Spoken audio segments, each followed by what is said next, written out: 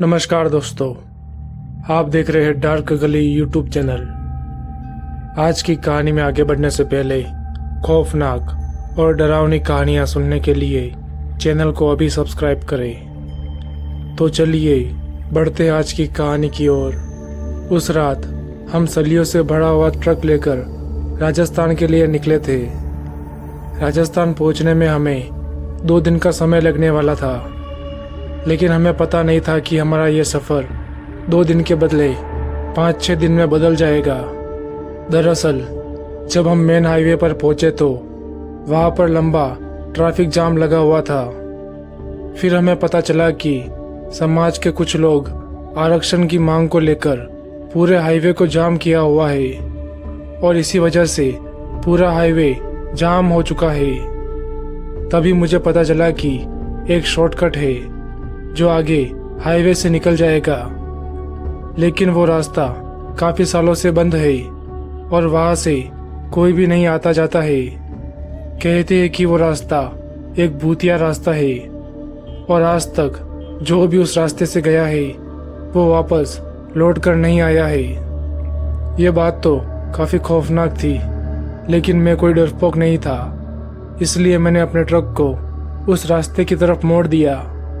और फिर जब हम पुराने रास्ते पर पहुंचे तो वहाँ पर काफ़ी ज़्यादा अंधेरा था। मैं ट्रक की हेडलाइट के सहारे ही ट्रक को ड्राइव कर रहा था। एक तरफ मेरा पूरा ध्यान ट्रक को चलाने में था और दूसरी तरफ ट्रक में बैठा हुआ आशीष काफ़ी डरा और सहमा हुआ लग रहा था। मैं अभी आशीष को देखकर मुस्कुरा ही रहा था, तभी अचानक से बीच सड़क पर कोई आदमी आ गया।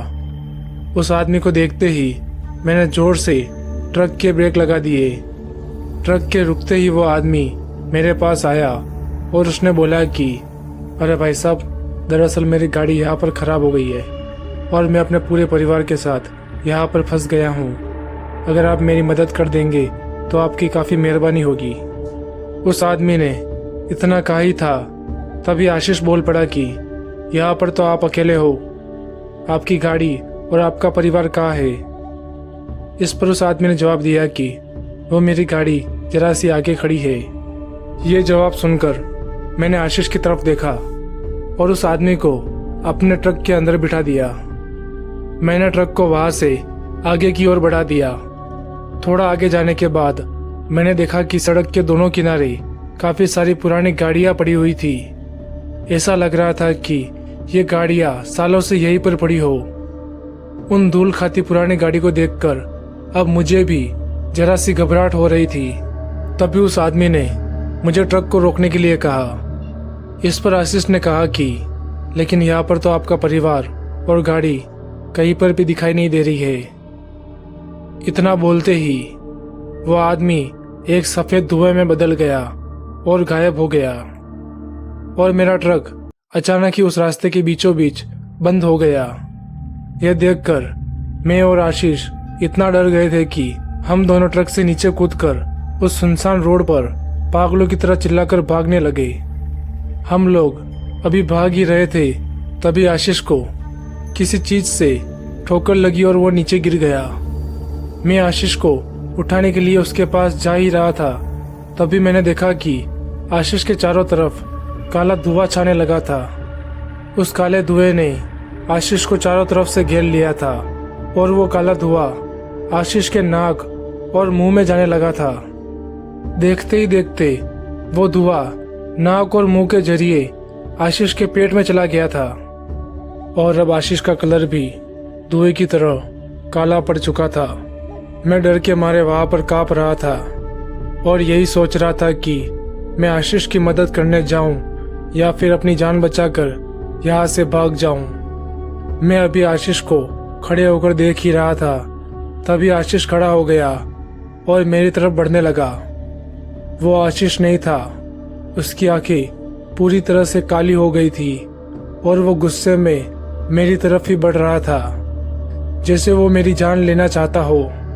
तभी मैं उसी वक्त वहां से भागने लगा, लेकिन थोड़ा भागने के बाद वो काला धुआं मेरे चारों तरफ छाने लगा।